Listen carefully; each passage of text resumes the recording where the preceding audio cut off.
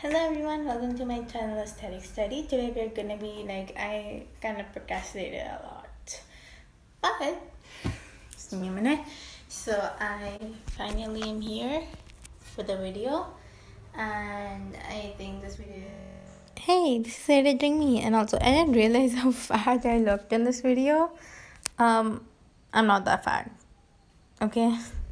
Really, really important to film because many people, including me, had many doubts about this subject. And if you've already read the title, seen the thumbnail, you know about it. It's about how to study for specific subjects or how to decide how you want to study for which subject and how. So I'm just gonna get my books. See how my books here, but just get them, stack them up in a pile or something, it's easier to get them out. So first let's start with something like geography and science. We're gonna be tackling science, and then supplementary readers and history and math and all the subjects which normally we're supposed to have in our curriculum. Grammar, and I can't find my literature. Sorry about that. And let's get into the video. So first subject is gonna be English, because I think that's one of the basic subjects which are tough. For the literature part, I recommend going over the chapter, read the chapter once, and especially when you're in class, I think it's better if you take some class notes, and especially if it's poems. And if you ever missed out, especially during this online situation, if you missed out, then you totally ask your teacher to repeat it, or maybe some friend. My friend called me up yesterday for this. So you should always know about the class notes, because literature consists of a lot of philosophy and deep meaning, and sometimes for us, we have a lot of reference to the context questions, and before they should get for every single para, but then they don't. Now it's only for a few paras, and then if we get it from some other para, we have to make it ourselves. So it's gonna be hard. The next thing is our supplementary reader. I have The Mill on the Floss, which I really enjoyed reading. This is a really good book. You should read it, even if it's not a supplementary reader. So first what I start doing is I mark on the important parts, and then you also, and in literature and in supplementary reader, you always get these questions at the back, this, which you should totally answer, because these questions are really, really important. After that, especially for this, if you have stuff like supplementary readers, what I do is, suppose from here to page 13 shows the family relations of the Tullivers and Deans and Vlogs and whatever. Over here they're doing the appearance of the characters, and character sketches are there, which are something really important for literature and supplementary readers. Especially character sketches are hard, because when we first got them, we actually drew drawings. Yeah, they did that. Our teacher told us. Okay, so now let's tackle up subjects like history and civics and geography. So for subjects like history, I don't remember the name. I'm really, really sorry, and I'm feeling dizzy right now. So I'm really, really sorry. I do not remember the name of this method. But in this, what you do is you create a question, and then write the answer and write the explanation. And as we're talking of history, this has no scientific explanations or anything. So in this, what you have to do is you have to just maybe write the question. Suppose, let me just open a one random page, the American and French revolutions.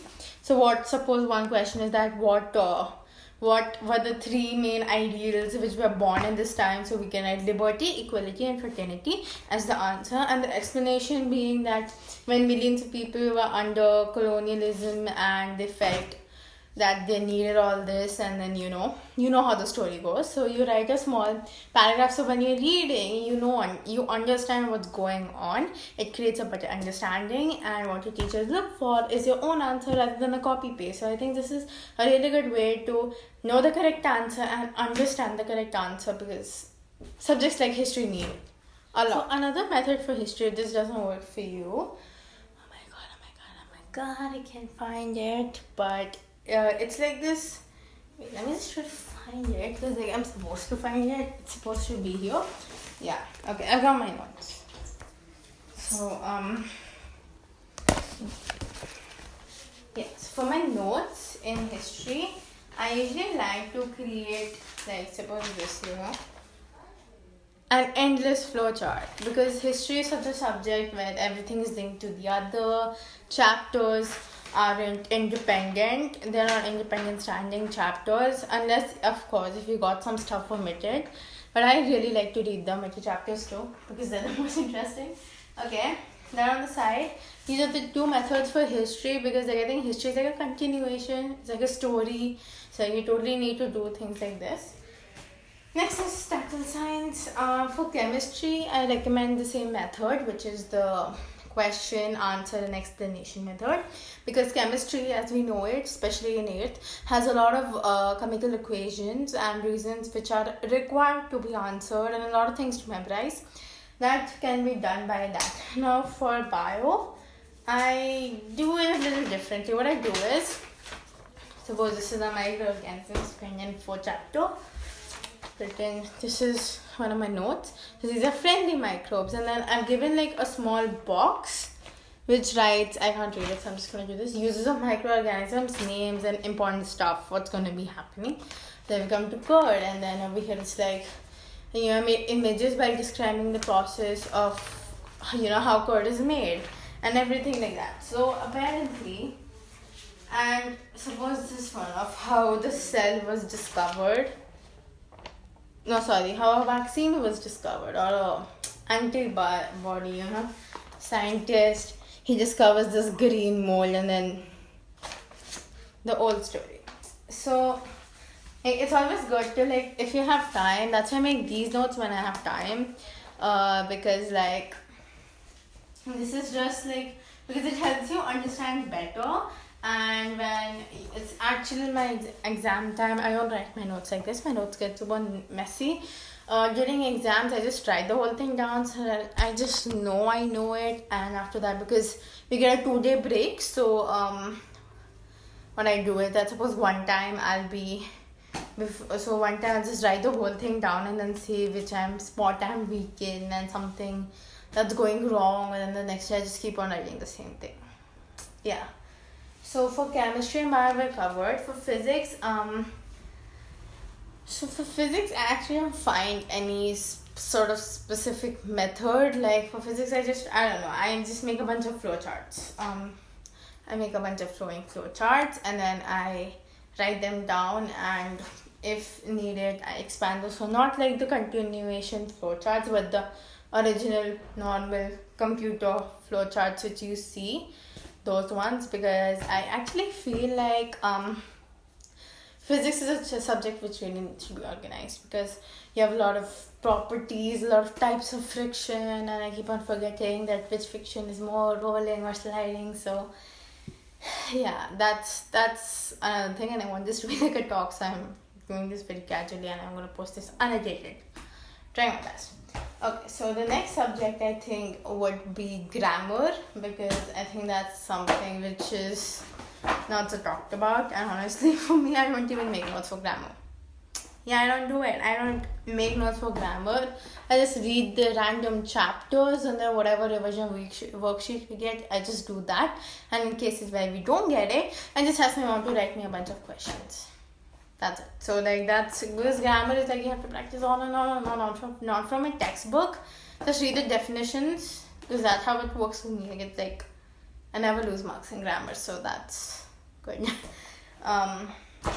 Without studying, actually, sometimes one test I just forgot to study grammar, the whole thing, and I still did well because they were easy chapters like nouns and pronouns. What do you expect? Okay, so now for computers, this is another chapter. Now we've been doing AI this time, and I think this is a bit different. So we're getting slides instead of a textbook. I don't know why they're just not following the textbook. So I just don't get it why we're not having textbooks. So for that, I just read the slides, and I make digital notes for that. I'm too lazy to click a screenshot and import it and then put this in this video. So I'll just say it out loud how I do it. It's just as simple as that. Topic, definition. Topic, definition. Topic, definition, use, whatever. Like so sometimes what I do is just I write a word and then I just extend arrows from that and what it means and everything is related to that, because I don't think something like computer needs to be written notes on, even though we have subjects like AI which is totally theory based. If we have any question answers, I obviously study those, or otherwise it's just random words with hands extending and connecting them to other words. That's all for computers. And I think I covered all for maths. I just write down the sums again and again and again. I've already done my book twice, but yeah, sure, that's how I do it. I hope you guys enjoyed this random talk about how I study for every single subject. And excuse me if I went way too fast. You can slow down to speed. Well, have any other subject left? No, I don't. Okay, yeah. For like, if you're studying a foreign language, a teeny tiny tip: rewrite your notes. Not just for any foreign subject, just rewrite your notes. It's just better.